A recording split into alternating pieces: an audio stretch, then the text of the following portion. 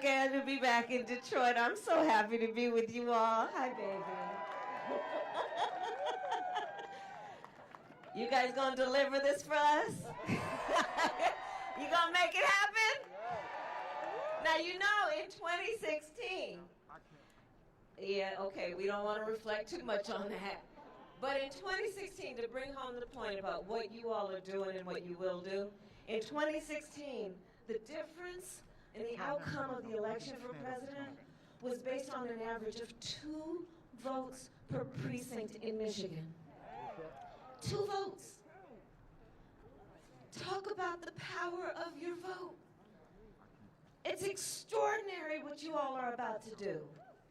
You guys gonna elect a new president of the United States and a new vice president. So we're 9 days away from the end of this election. From the end of the election, right? Because we know the election already started. In fact, that's why I've been talking about the fact that that whole Supreme Court nomination thing is illegitimate. Because, you know, how dare you try to sit somebody into Ruth Bader Ginsburg's seat on the United States Supreme Court for a lifetime appointment to the highest court in our land while the American people are trying to vote for who will be their next president. But we'll put that point aside for a moment. Let's talk about Michigan. Let's talk about Detroit. Let's talk about Wayne County. And what's at stake? There is so much at stake in this election. And you know, and I love being here. I can't tell you, and how about your governor? She has been so amazing. Just a rock star. Just so courageous and so strong. And you know who can't stand strong women, right? We'll take that. So what's at stake? There's so much at stake, and it is therefore so important that we not only take back the White House, but we got to send Gary Peters back to the United States Senate. And let me just tell you guys, as a point of a personal story. So I was elected to the United States Senate as only the second black woman in the history of the United States Senate to ever be elected as senator. And I got there in January of 2017, and then, you know, they let you pick out a desk where you want to sit, and, you know, usually it's the desk nobody else wants if you're the most junior person, right? But I said, oh, well, I want to sit over in this area, and lo and behold, my seatmate, the person to the desk just to the right of me, was Gary Peters. From day one, he was so kind and so helpful and so supportive. And we would sit there in between these votes, and it was all kinds of votes that happened over the years. We voted to keep the Affordable Care Act intact. We voted against Brett Kavanaugh. We voted for working people and organized labor. We voted for education, and we voted for all of the things that we know are important about our country. And Gary and I would sit there in between votes and just talk. And he would talk to me about Michigan. And he would talk to me about working people. Gary's the one who let me know about all of the 50,000 manufacturing jobs that have been lost in Michigan while Donald Trump has been president. Gary is the one who's been talking to me and fighting, knowing that 400,000 jobs have been lost in Michigan just since February. You gotta send Gary Peters back to the United States Senate. We want to do that? Let's do that. So there's so much at stake in this election, and let's look at it. We're in the midst of 4 crises that have converged at one time. A public health crisis because of this pandemic, where over 225,000 Americans have died in just the last several months. Many of whom were without family because of the nature of this, who had no one there to hold their hand for their last days on earth. Over 8.5 million people have contracted this virus and will have unknown long-term health consequences. Doctors are talking about things like lung scarring. And here's the thing about it. It didn't have to be this way. It did not have to be this way. Thanks to a fellow by the name of Bob Woodward, we know that Donald Trump knew about this back on January 28th. And you know, then old boy has the nerve, even just recently in the last debate, to talk about how we're rounding the corner. I don't see one either. And here's the thing, January 28th, he was informed. This thing is deadly.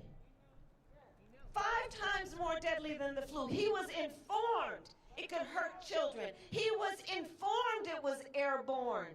And he sat on that information. He did not share it with the American people. And then he had the gall to suggest it was a hoax, to suggest you shouldn't take it seriously, to suggest, well, he keeps a ledger and you're on one side of his ledger. If you wear a mask, you're on another side of his ledger if you don't. And now look at where we are. There is so much at stake in this election.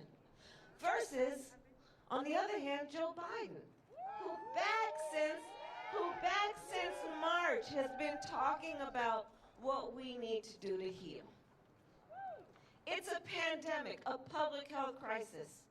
On the one hand, you have Joe Biden, who together with President Barack Obama created the Affordable Care Act that brought health coverage to over 20 million people, including protecting people with pre-existing conditions. How many of you know or love somebody who has diabetes, who has high blood pressure, who has breast cancer, who has lupus? Barack Obama and Joe Biden created the policy that protect people with pre-existing conditions. On the other hand, you have Donald Trump, who's in court right now trying to sue to get rid of it in the midst of a public health pandemic. It's almost unbelievable. These are the choices before the American people. 4 crises. We're looking at an economic crisis. Over 30 million Americans in just the last several months have filed for unemployment. 1 in 5 mothers in America is describing her children under the age of 12 as being hungry. Like, we're literally in a hunger crisis in America. People aren't talking enough about that. In fact, in Michigan, 1 in 10 households is describing as being hungry.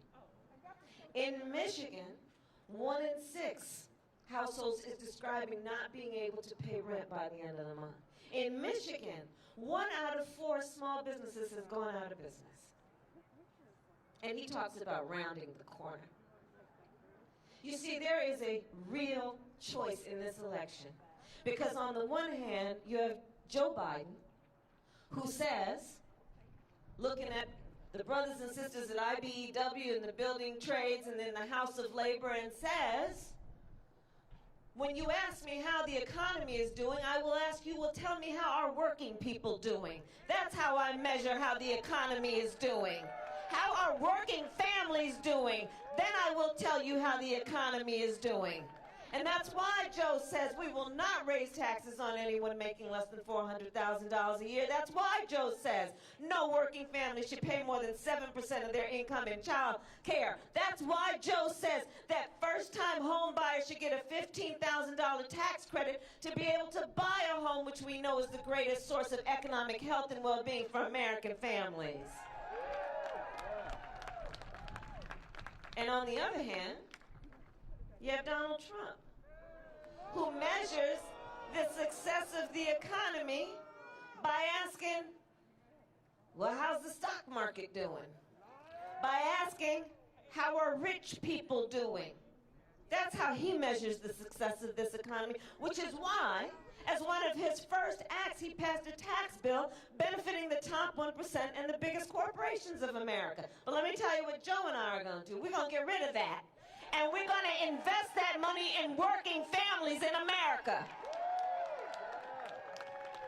We're going to invest that in infrastructure and build up our roads and bridges and our renewable energy. We're going to invest that, knowing it will create billions and millions of jobs. We're going to invest that, knowing folks like IBEW and our building trades and so many others who have these apprenticeship programs that are the best in the world will help us build up America's workforce and the skills to take on these jobs. Because yes, Joe and I will raise minimum wage to $15 an hour, but we also know that's the floor, not the ceiling.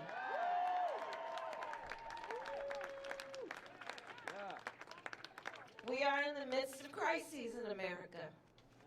A public health crisis, an economic crisis, a long overdue reckoning on racial injustice in America. And on the one hand, you have Joseph Biden, who has the courage to speak truth and say Black Lives Matter. On the other hand, you have Donald Trump, who will never speak those words. Donald Trump, who stood on a debate stage in front of 70 million Americans and refused to condemn white supremacists and then double down by saying, we'll stand back and stand by. America wants and deserves a leader who understands the sign of strength, true strength, is measured not by who you beat down, it is measured by who you lift up.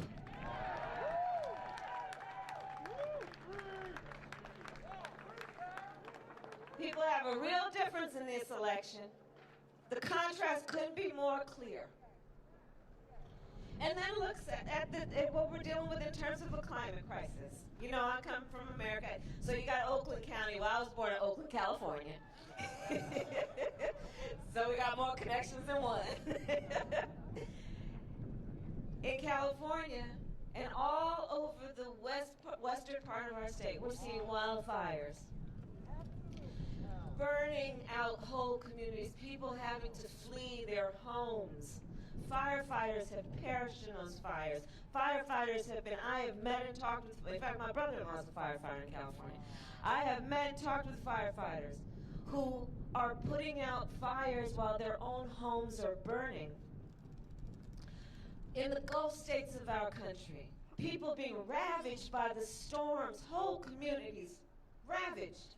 In the Midwest, because of the extreme weather patterns and conditions, because the climate is changing, floods have wiped out whole seasons of crops. On the one hand, you have Joe Biden, who says, hey, you gotta embrace the science. You gotta recognize that this climate crisis is truly a crisis, that this is about our need and our children's need and our grandchildren's need to be able to breathe clean air and drink clean water. Hello, Flint. It is also about understanding when we invest in renewable energies, that will be an investment in American workers and American jobs and in our economy. Joe knows that. On the other hand, you have Donald Trump, who, when he was asked about the wildfires in California, so the question went something like this. It was a journalist. The question went something like this. So the scientists are telling us that these extreme weather conditions are causing these wildfires. To which the President of the United States, who's also the Commander-in-Chief of the United States, responded, science doesn't know. He's the President of the United States. Can you imagine? So we have real, serious, clear choices to deal with the serious problems, brother, that we are facing. And so that brings me back to you. You all are very likely going to make a decision about who becomes the next president of the United States. And so I am back in Detroit to ask you once again to please, please tell everybody you know about what is at stake in this election. And remind people to vote early, because this is the first time, as we know, in Michigan. And so, sometimes people vote based on on how they traditionally vote, the way that they do every year in election time, and we got to let them know there's also a new way to do it, and to vote early. And we want people to vote early. And there are three reasons, I believe, that we all need to vote. One is to honor the ancestors, right?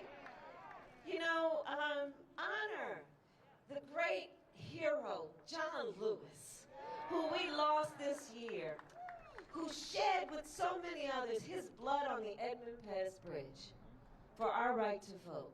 Let us honor that. Let's honor, as we did this year, the 100th anniversary of the 19th Amendment and those suffragettes who fought for women's right to vote, And let's not forget, not until 1965 could black women vote. So let's honor the ancestors. Let's vote because everything is at stake. Everything is at stake. And let's vote because around our country, and I've been traveling, I barely know where I was yesterday, but I'll tell you, I was in Florida, I was in North Carolina, I was in Georgia, and yesterday I was in Ohio. I'm here today, and I'll just keep moving. But around our country, there are powerful people in offices and states, and even, you know, in the highest position, who've been trying to discourage people from voting. People who've been passing laws in various states that have been designed to suppress the vote and purge the rolls. People, including our president, who are trying to confuse people about the integrity of our election system. And we have to think about, why are so many powerful people going through such an effort to confuse us about voting, to make it difficult for us to vote, messing with the post office? Can you imagine messing with the post office? Like, well, postal workers. Why are they doing it? And I think we all know the answer. Because they know we are powerful. They know when we vote, things change. They know when we vote, we win. They know it. So let us not let anyone ever take our power from us. Let us not let anyone ever convince us that we are on the sidelines and not in the game. We are in this game. And we are prepared to fight for this country we love. We know that we are not perfect. We know we have a lot of work to do, but it is born out of love of country that we march, that we fight, that we vote to get one step closer to those ideals we cherish and hold dear. And so that's what is at stake. And you know, people ask me, I do all these interviews, and they say, well, how do the democracy is taking a beating. And I say, yeah, our democracy has taken a beating over these last few years. But here's the thing. America's democracy will always be as strong as our willingness to fight for it. And when I look at you, I know we are strong. So my last point is this. Look, I feel a great sense of optimism. I really do. Because when I look at you, and let's all look at each other, right? Like, this is good. This is good. We're good.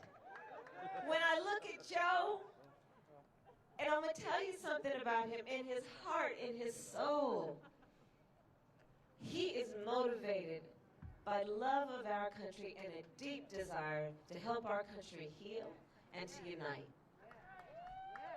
He truly is. And we're all going to be a part of that. And so the last point is, years from now, our children, our grandchildren, others, they're going to look in our eyes, each one of us, and they will ask us, where were you at that moment? And what we will be able to tell them is so much more than how we felt at this moment. We are going to tell them what we did. We will tell them that we were hanging out in